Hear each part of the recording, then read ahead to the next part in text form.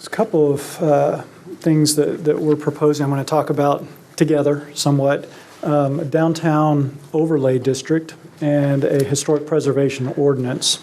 Very briefly, I had published both of these for October 21st for public hearing for you all.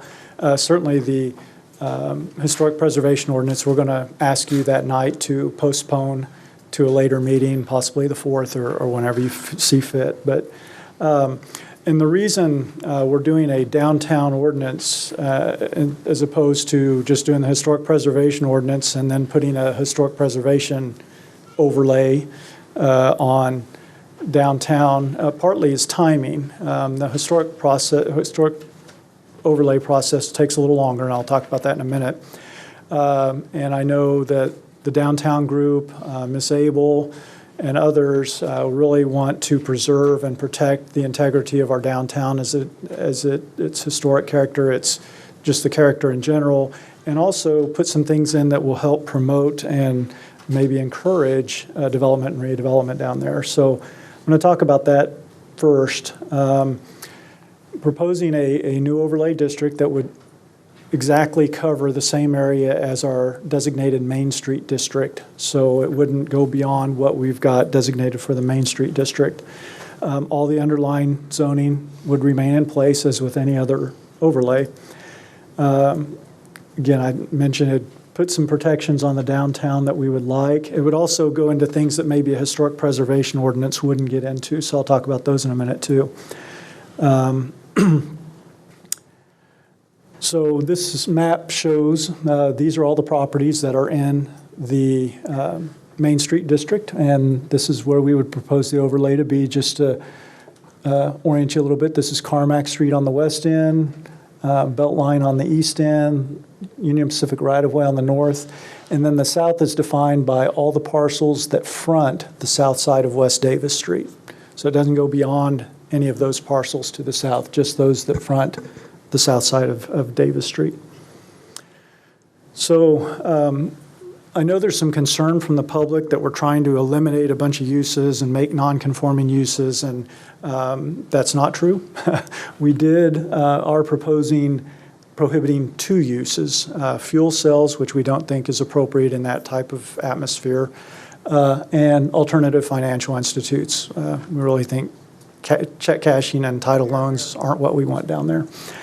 So then some uses that would be allowed in the overlay that aren't currently allowed would be some mixed use, allowing some residential, like second floor residential, first floor residential, in fact, would only be allowed through a conditional use permit. Again, you don't want homes fronting your main street necessarily, but if there was a reason it seemed right, then we could do it through council approval. And then also an accessory use of rooftop patios that we'll put in some provisions to make those possible for like restaurants and places like that may want to do that kind of activity, but you want to be careful about how that looks and how that functions. Provisions for pop-up stores, and then there's great bit of detail that looks a little bit like a historic preservation ordinance for how existing structures can be modified and then what new structures should look like. And I've listed the kinds of things that they address. I think the safest thing to say is we want to make sure that all those things are done to keep the consistency, appropriateness with a downtown and the character of what's there now. That doesn't mean it has to look exactly like all the other buildings. It means it needs to not use certain materials that are inappropriate, and we can regulate materials in our Main Street district. That was an exception, and that's one of the real beauties of another of the beautiful things about being a Main Street city is we can control that to protect our downtown. So there's a great bit of detail about being careful not to like have odd setbacks or build a 8-story building where nothing else is more than 2, or on a 25-foot lot or something. Just a lot of things to protect the integrity of the downtown. And then some more specific things like awnings, having appropriate awnings that have historic appropriateness, not the rounded ones, not plastic ones, but fabric and metal to some extent are okay. what little alleys we have down there, we want to maintain the back of the buildings in an appropriate way so they're not just junk, but they don't have to be fancy, but they have to have a little bit of a certain look. Some landscaping at 10% of the parcel with 50% being on the street side that we require everywhere else doesn't make sense downtown. That's, we want buildings up close where you can walk right off the sidewalk into a store or restaurant. So a much significant lightening of landscape requirements. Provisions for lighting that's appropriate for downtown, both pedestrian and as well as security type lighting. Parking. That's a real challenge if you do a suburban style parking requirement in a downtown like our Main Street area. So really the proposal will be not to require any parking for most uses, to rely on the public parking that exists and will exist in the area. Except for if you get, which right now I don't see any way there could possibly be a 10-unit plus residential development in this area, but if there were ever to be, they would need to provide parking. In terms of signage, again, it needs to be proper context, so no plastic signage, no internally lit signage, no freestanding signage, except one thing we would like to provide an allowance for, and you see them in a lot of really more urbanized areas, are the sandwich boards, little kind of triangular things. You walk out there and you put, today's special on for your restaurant or whatever, that those could be allowed when businesses are open, again, making sure we meet ADA standards on the sidewalk and we don't interfere with that kind of thing. Murals and public art. There's a place for that. We certainly don't want murals painted directly on historic brick, but there's ways to mount it on other materials and mount that on the brick just through the mortar. And then we believe it's appropriate for both the Arts Council and the Downtown Advisory Board to buy off on any murals or downtown art. So that would be in the ordinance. Little bit of discussion about what a business should have out on the sidewalk in front of it, really limiting that to more decorative things or functional things like perhaps some outdoor dining, plants and benches for people to sit on, but we don't want a bunch of inventory and junk sitting out in front of buildings. Windows, we already have the maximum 25% coverage for signs, but in a district like this, you really want no more than 25% of the window covered with anything, that being on the window or even inside the store that blocks the view in and out of the store.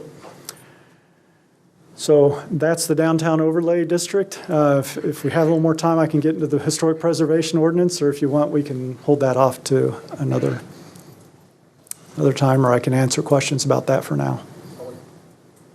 Why don't we focus on any questions for the downtown overlay, and then we'll bring back the Preservation Ordinance. Thank you, Mayor. I don't really have a lot of questions. I think you addressed the concern that I had, which was I had a few business owners in the area that have the car dealerships and tire store nearby, et cetera, long-term investors down there that were a little bit concerned this could affect them or cause them to have to uproot or move. And I told them, after speaking with our city manager, I didn't think that was really the intention, and I'm certainly open to, if new ownership takes place and wanted to do something different down the road, I'm open to some different standards, et cetera, for those things.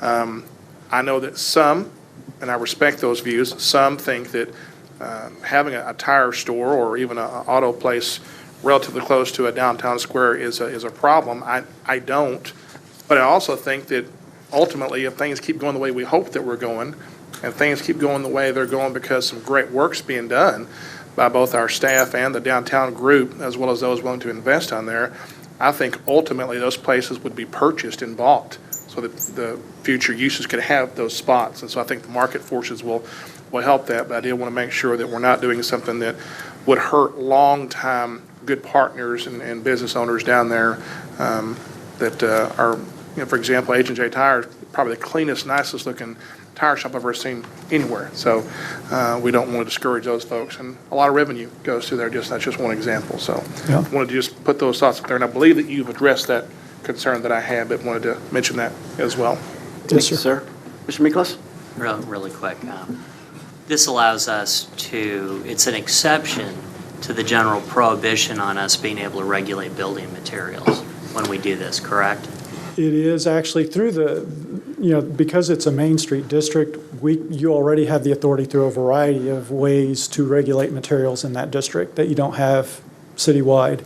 This is certainly the start of that. But in other areas in the city as well, Historic Preservation Ordinance may give us the authority to do that? I believe the exceptions for historic properties required that they be designated before April of this year. Okay. So anything we designate in the So future, anything we we're didn't get out out of luck. underneath beforehand? Yeah. But, okay, But we can double check that, but I believe that's the unfortunate truth gotcha. with that. Thank you. Jeff, one question.